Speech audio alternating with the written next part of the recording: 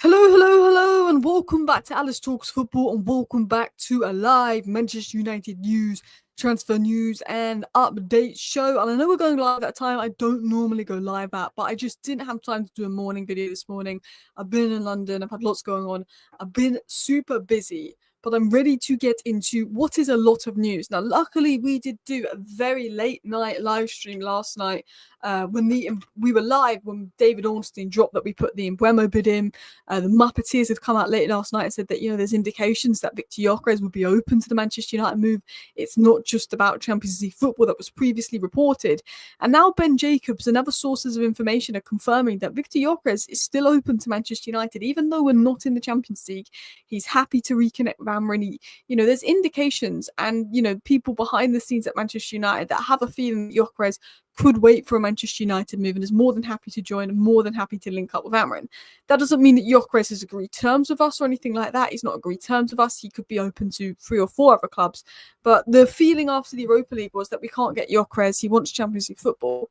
The feeling now is actually he might be willing to come without Champions League football. He might be open to come in. There's a feeling inside that he's happy to reunite with Amorim. And we know that Amorim has obviously been pushing Manchester United to go for Mbeumo and go for Gyokeres and be ambitious. And, not only have we persuaded Cunha to come, but we've beat out the likes of Newcastle and Arsenal to persuade Mbeumo to come. And while, rivals keep chasing around this 250k a week story from Alex Crook, Ben Jacobs and Romano have basically said that it's going to be as much as 250k a week. But, rivals always want to believe who they want to believe. You could have the best source in the world. Do you remember with Chido? Do you remember when Chido went to Man United instead of staying on at Arsenal? And Fabrizio Romano basically said that Man United matched the amount of money Arsenal were going to give him.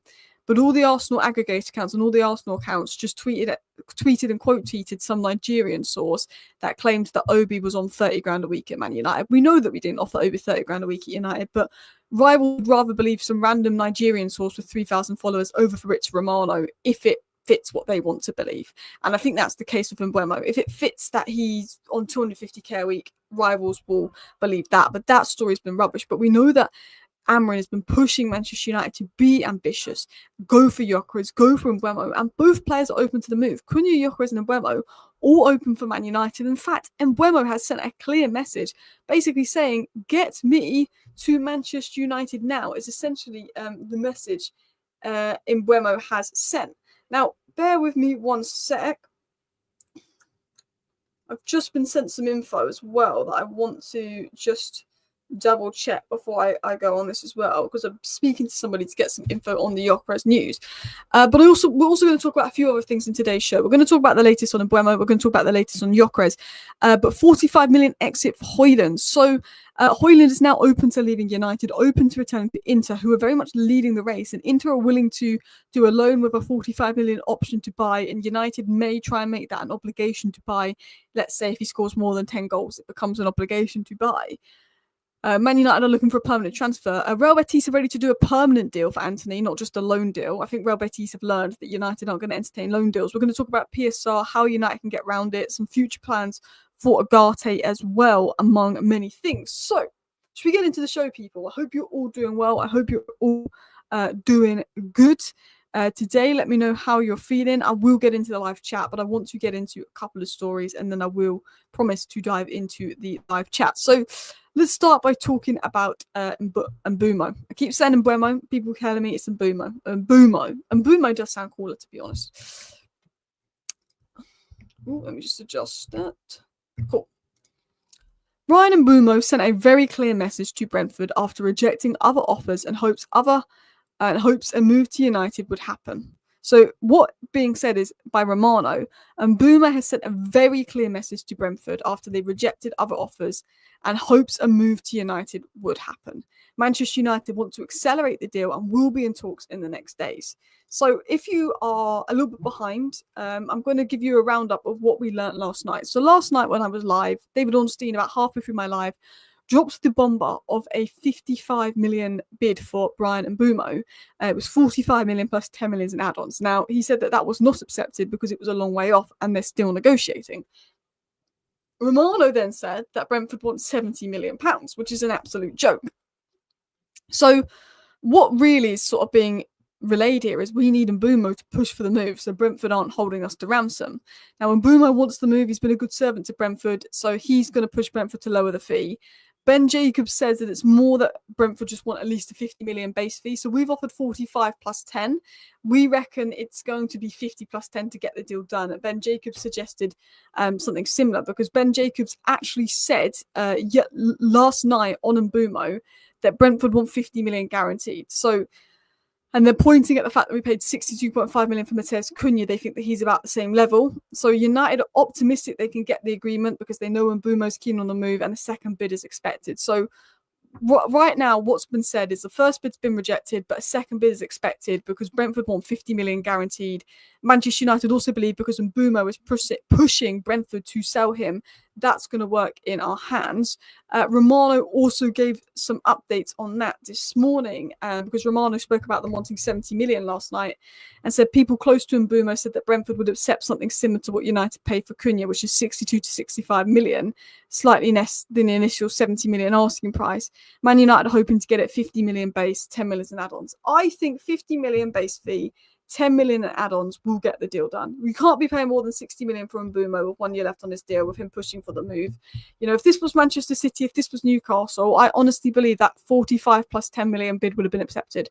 I honestly believe the 45 plus 10 million bid would have been accepted if this was City or this was Newcastle. But because it's Manchester United, I think they're trying to hold us for ransom. I really do. Alice, how much do you think Gyokeres wants a week? I tell you what, if Victor Gyokeres chooses us over Arsenal, he'll probably be wanting 10 million a week, according to the media. You know what they're like. But what's good is, you know, Mbeumo's very much made it clear. Mbeumo's made it clear to Brentford he wants the transfer to happen. You know, if he was saying, I'm happy to stay at Brentford another year, but I'd like to go to Man United, then we'd have to pay 70 million. But because Mbeumo was making it clear to Brentford, get me to Manchester United, he wants the move. I think it does put Manchester United in a position where, you know, the player's basically saying, get me to Man United. Now he's saying to Brentford to sell him.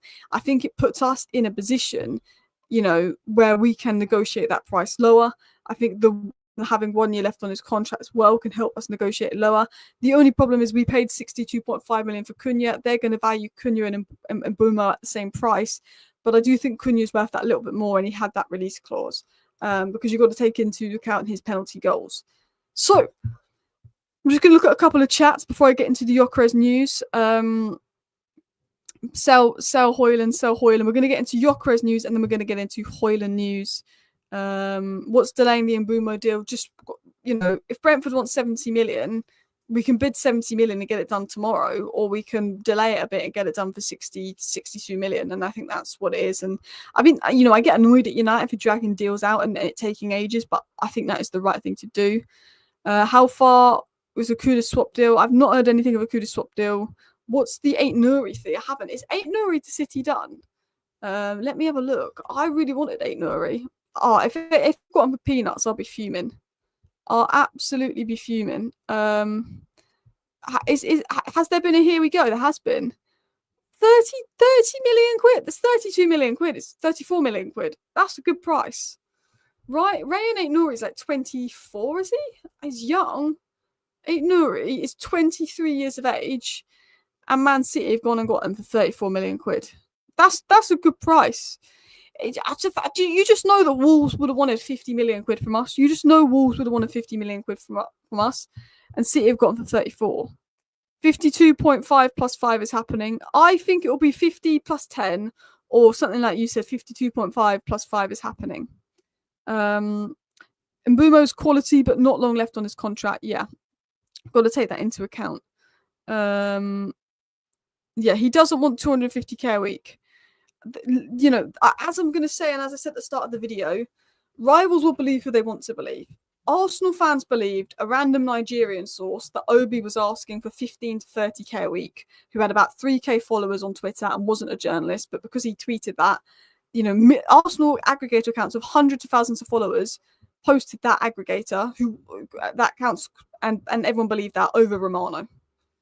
You know, Romano confirmed Obi didn't ask for crazy wages and that Man United offered him the same wages as Arsenal, but Arsenal will believe a random guy in Nigeria with a couple thousand followers on Twitter. Do you know what I mean? Like, you're going to... people will believe what they want to believe. Like Alex Crook isn't, Alex Crook is a journalist, but Alex Crook is nowhere near Ornstein, nowhere near Romano. He's nowhere near. So I would rather believe Ornstein and Romano on Mbeumo's wages, and reliable sources like The Athletic. Even Ben Jacobs has been pretty accurate lately. Then this source is claiming 250k a week. Alex Crook isn't known for being a tier one source of information. He's not.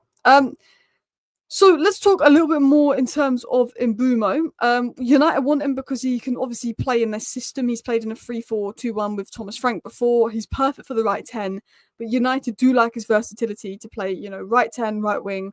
He can be striker. He could even be a right wing back if needed, which is good. Also, he's got the best statistics when it comes to like out of possession for wingers in the league, work rate, which is things that we want. But I want to talk about Gyokeres because we spoke about this yesterday with what the Muppeteers has said. But Ben Jacobs, who's been pretty on the money lately, has also come out and said the same thing as the Muppeteers.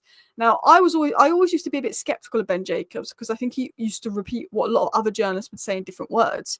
But this summer, like I've really changed my mind on Ben Jacobs in terms of he's getting a lot right.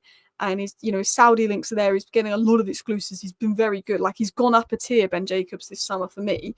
And he is saying that Ruben Amorim is kept in contact with Gyokeres, who would be open to joining him even without the Champions League. So Ben Jacobs is now saying Gyokeres is open to joining Manchester United without Champions League football. We obviously had the Muppeteers come out and say the same yesterday in regards to Gyokeres potentially being open to football. Now, I want to get into what the Muppeteers did say yesterday, just so you have the context of this, because this was the story we covered last night. And a lot of people were discrediting the Muppeteers in the chat. But I've said to you guys, the Muppeteers, I think, are a really good source of information. They get a lot of things spot on. So I don't know why a lot of people try and discredit them because they're YouTubers, but they are a good source of information. And they said last night, there is an expectation that Victor Gyokeres is kind of waiting for Man United. He is the main target for the striker position. This will only happen once they finalise other deals. What I'm basically reading is Cunha's done, getting Mbeumo done, do a few sales, then we go for Victor Gyokeres. But it was said there are people who expect Manchester United. He said there are people who expect Manchester United are going to sign him once they get sales and finalise deals. They get the impression he might be waiting.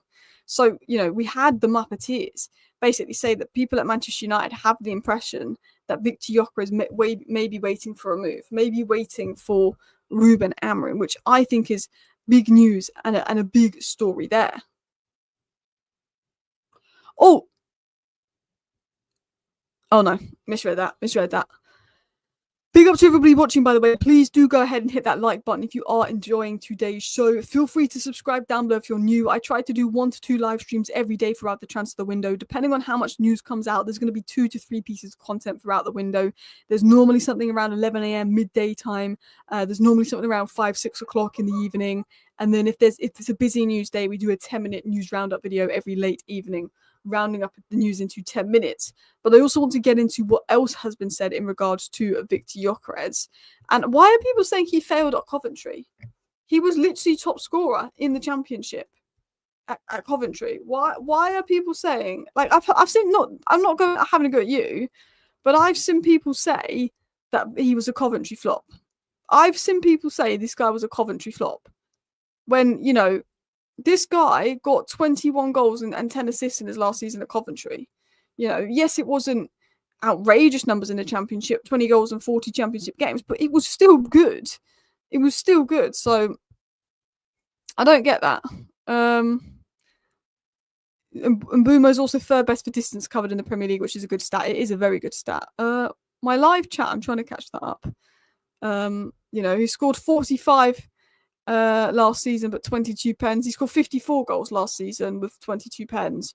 Like, obviously there's the penalties and stuff, but he's better than Hojlund. He's better than Hojlund. Like, look, I think Osimhen is better than Gyokeres. I think Osimhen is better than Gyokeres, and I will stick with that. But I think Gyokeres is better than Delap. I think Gyokeres is better than Hojlund, and I would rather go for Gyokeres than Sesko because I don't want another young striker. So what else has been said in regards to Victor Gyokeres from Ben Jacobs, who was on the United stand earlier today, and he again confirmed on the United stand that Gyokeres would be open and interested in joining Manchester United. He said that a reunion with Amorim appeals to Victor Gyokeres. So he said again that on the United stand that a reunion with Amorim will appeal to Victor Gyokeres. He said the lack of Champions League football was not a deal breaker. Gyokeres is still open, but he said the 70 million euro fee is a hurdle. United would need outgoings to fund the move. Now, I believe they could be willing to let him go for £55 million, which I think is a decent fee for a player of his age. I think if you can get Mbeumo for 55 million and Gyokeres for 55 million, that's good business. In general, we need 3 good attackers to improve this team. Also, how many of them pens did he create himself? Yeah, true. A lot of the penalties he created himself. And if you look at him and you look at his highlights, he scores a lot of goals himself out of nothing. I think a player that has the ability to score a lot of goals themselves out of nothing, to make a lot of this and a lot of that for themselves out of nothing, I think is, again, a big green flag, how he can do this and he can do that out of absolutely nothing. Gyokeres can create a bit more out of nothing and get a better shot than Osimhen. But I think Osimhen, balance-wise, Cunha, Osimhen, and Mbeumo, I think, works better. I think Cunha, Osimhen, and Mbeumo works better. But I think Gyokeres is great. Look, wasn't my first choice, but I think he's great. It's 54 goals and 21 pens. 54 goals and 21 pens. So he had, I think, something like 31 goals, 33 goals in total. I get people are skeptical about Gyokeres. His hold-up isn't the best. He needs space. How will he do in low blocks? He needs penalties. But look at the striker market out there. Look at the wages Osimhen's demanding. Look what we can realistically get. I ain't going to complain about Victor Gyokeres. I ain't going to complain about him. I guess he doesn't have the best first touch, but we've been watching Hojlund. We've been watching Hojlund, who can't do it versus Essene All-Stars and Hong Kong. Bring me Victor Gyokeres. It's an improvement. It's a big improvement. So, Man United essentially, in my opinion, have pretty much Victor Gyokeres and Mbeumo in their bag. They've got them in the bag. They want to buy them both. Both players are open. These deals are in our bag. We've got to just we just got to check them out. They're in our bag. We've got to check them out. So what do we know before we get onto Hojlund? Gyokeres is pretty much greenlit and moved to United and remains in contact with Amorim. He's open to the move. Mbeumo is actively pushing for the transfer. He's basically like, Brentford, sell me to United. And both players firmly fit United's summer plan. Now, we must sell first before making a formal move for Gyokeres, but it looks like the striker is willing to wait. There's internal belief that both would significantly boost Amorim's attacking options. So that's what we know on those 2 players. We now need to talk about Rasmus Hojlund. And also, I'm going to tell you this now, Victor Osimhen wanted 280 grand a week. If Manchester United weren't willing to give Victor Osimhen 280 grand a week, do you seriously believe we'd be giving Mbeumo 250k a week?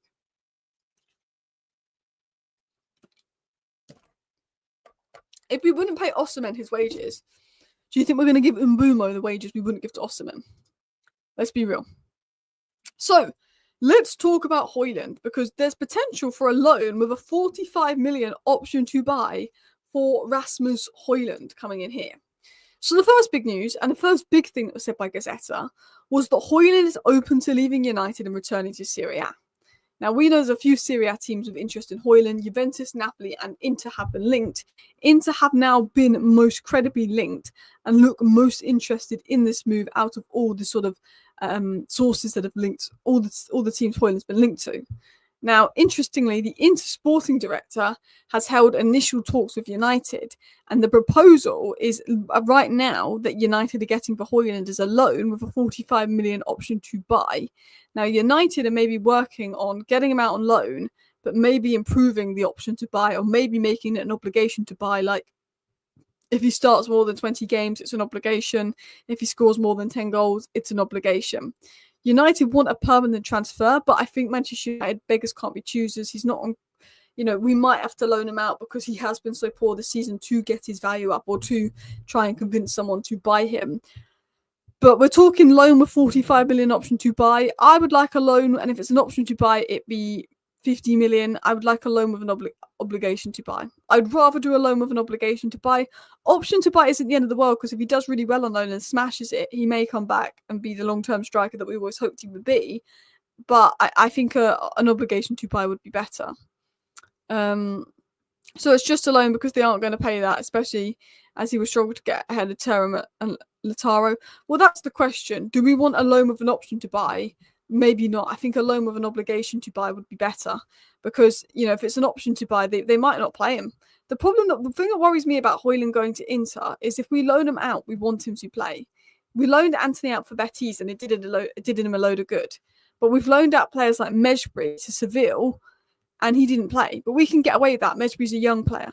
We didn't spend a load of money on him, so it's fine. But with, Hojlund, we spent a load of money on him. We want a bit of money back.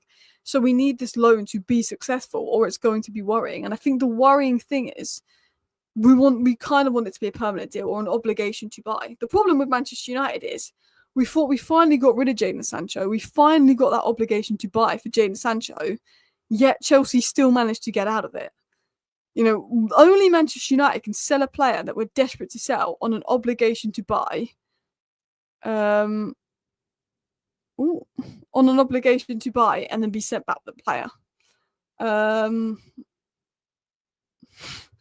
How much money is Antony on? No one's talking about Antony's wages at Man City. They're lying about Mbeumo's wages, but nobody's talking about Antony's wages at Man City, are they? It's interesting. Hated, adored, but never ignored. I tell you that. That's everything you need to know about United. I don't understand why Osimhen's still not choosing Saudi. He clearly wants money and nobody in Europe's willing to pay his demands. Maybe he thinks someone in Europe is willing to pay his demands. I mean, look, I'd give Osimhen 200, 250k a week, but I wouldn't be giving him any more. I think he's worth that. But we got to be careful. Like, Hojlund isn't going to start for Inter, but that's the worry. I want Hojlund to go, and I would love Inter to give us 45 million for Hojlund, but if it's an option to buy and we're not confident he's going to start, that's the worry. We need an obligation, but again, we've seen with Manchester United in the past, these obligations don't end up being obligations. We should have made the fee Chelsea had to pay like 10 million for Sancho. I knew Chelsea were going to find a way out of that Sancho deal. And to be honest, they were actually going to buy him, and Sancho was being greedy for wages. But Chelsea always get the better of us. They've got Kenda, they've got Delap, which I'm not that bothered about. They send Sancho back, they make us pay 55 million for Mason Mount. Chelsea always get it out of us. We never beat Chelsea when it comes to transfers. I like Dorgu, but some ready-made options being brought for similar fee. The fact that Antony is 5 million more than Dorgu. Antony is 5 million more than Dorgu. Now, I also think Dorgu was brought in January, so there is tax in the January market. Like, you look at the money City spent on certain players in the January market. I think Dorgu could be maybe a couple million cheaper now, but he's also really young. So there is a little bit of January tax. But I agree, Antony only been a couple million more than Dorgu is frustrating. I really like Antony. I really wanted him. And I think that's a really good deal for City and a really good bit of business.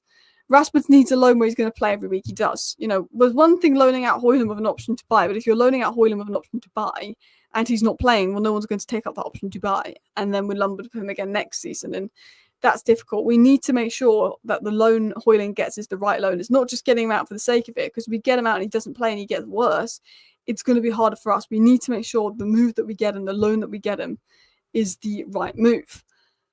Now, I want to get into another story in regards to Antony, because I thought this was a really interesting story and bit of information. But Real Betis are interested in turning Antony's loan into a permanent deal. And this was said by James Ducker of The Telegraph. Now, we've had for months from Real Betis that they only do a loan deal, they can only do a loan deal, they won't do a permanent deal, they refuse to do a permanent deal, they can only do a loan deal, loan deal, loan deal, loan deal. All of a sudden, the season's over. Antony's been really good. They know Juventus have some interest. There's been some links to Bayern. There's been links to, other clubs in Spain. And I think Real Betis have realised that they can't get another loan deal at United. I think they wanted another loan deal out of United, so they didn't have to spend as much money. But I think Real Betis have realised Man United aren't entertaining loans. They want to do a permanent for Antony. And it looks like Real Betis are now all of a sudden gone, yeah, you know what? We'll look to turn this into a permanent deal. The price tag is 30 million. I think that's an absolutely fair price tag. And Betis, if you want Antony, pay it up. If you want Antony, who's been really good for you, who wants to come and probably take a wage cut, yeah, go and pay 30 million. Turn it into a permanent deal. I think Betis have finally learned it's not going to be a temporary deal. They've got European football. They've got the money for a permanent deal. So let's hope Betis can come in. Other clubs will be in for Antony given his form, so Betis not the only option, which is really good that Antony's played himself into some great form. Any news on goalkeeper targets? Not really, no. Not really, no. I am falling asleep. I'm on about 3 hours sleep, so I do apologise. But I'm just trying to get through the news and stories. A lot of people have said this. Nunes was top scorer in Portugal but didn't smash it in Europe like Gyokeres. That's the difference. I think Nunes has put a lot of people off buying Victor Gyokeres, but he wasn't getting the same numbers as Victor Gyokeres in Portugal, Nunes. But there is that worry. Look at Gonzalo Ramos. There is that worry. But we have a good record with sporting players, at least. Permanent exit for Hojlund, no loans. Permanent exit for Antony. Yeah, well, Manchester United aren't even entertaining loans for Antony. They've made it clear, permanent exit. They've made it clear they want to do a permanent exit, which is good. And I think the good thing about Antony is, unlike Sancho, we know there's going to be a lot of interest in Antony. He's regained his rep. People want him. He's had a good season. A lot of people ask about United and PSR, but there's ways around it. Long contracts, starting the deals in July. Jim Ratcliffe also invested 237 million in equity, according to The Athletic, which means our PSR loss goes from 15 million to 105 million over 3 years. There was talk that those inside Man United do support Agate as well. There has been a few question marks over his future as well. Big up. Have we been raided? Big up to Red Devil United for the raid.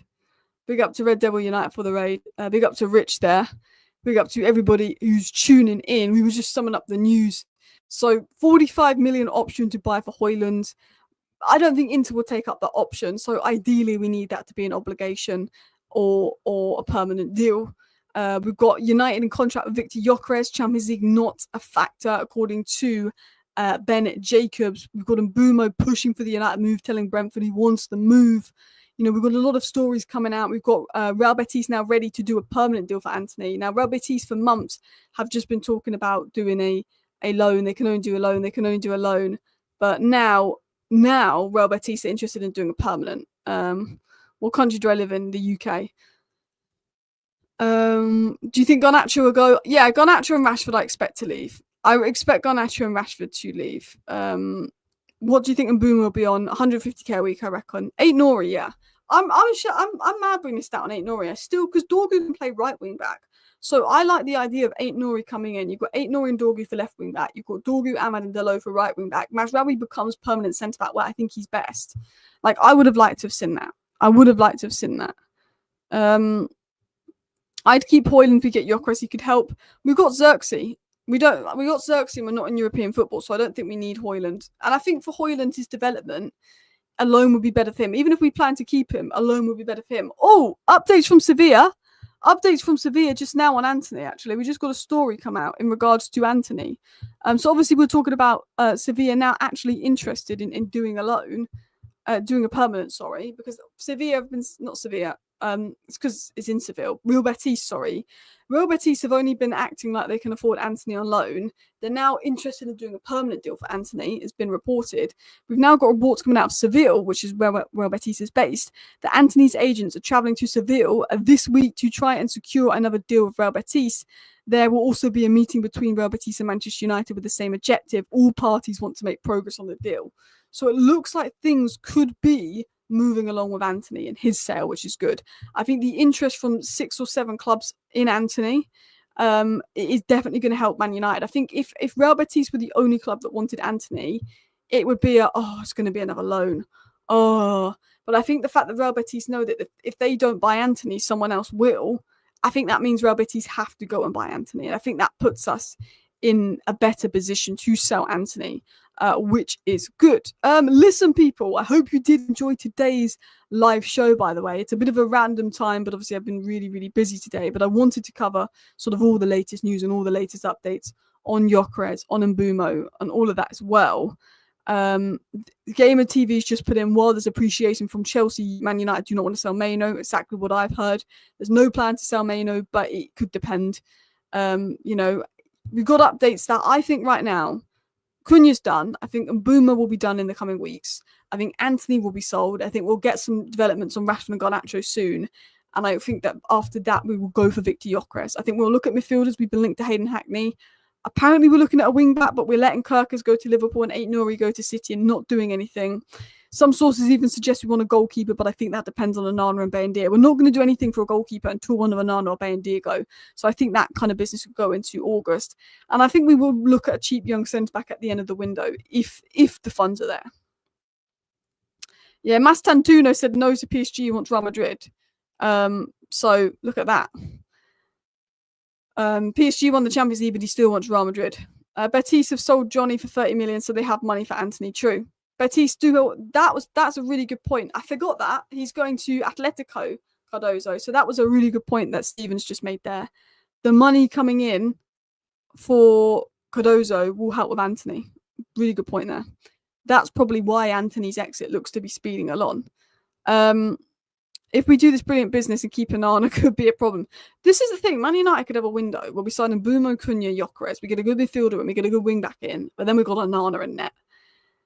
That's the problem. Onana's the agent to get Mbeumo in. We've got to wait until Mbeumo's in, Cameroonian, and then we're like, Onana, bye. Mbeumo, get Mbeumo and get Belieber in. We'll tell Belieber, look, Onana's here, Mbeumo's here, Team Cameroon, get Belieber in, get Mbeumo in, bye-bye Onana. Bye-bye Onana.